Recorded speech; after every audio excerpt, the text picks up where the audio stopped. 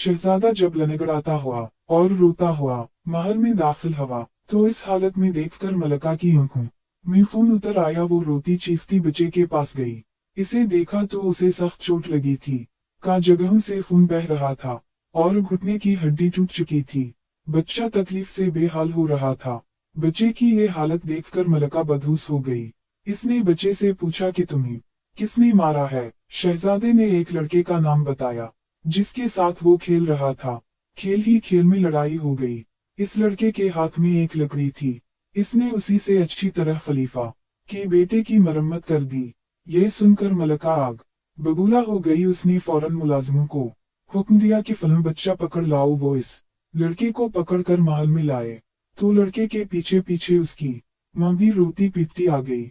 बादशाह सो रहे थे। शौरसना तो उठकर कमरे से बाहर निकल आए और पूछा, क्या बात है। मलका ने अपने शहजादे की टूटी टांग दिखाई। मुल्जिम लड़के की मां रो रो कर कह रही थी, ये मेरा बेटा है, उसका बाप मर चुका है। बादशाह उमर बिन अब्द अल-अजीज रहमतुल्लाह अलैहि ने औरत को करीब बुलाया और पूछा, किया उसे भी तलमाल से तनख्वाह मिलती है। औरत ने अर्ज किया, नहीं।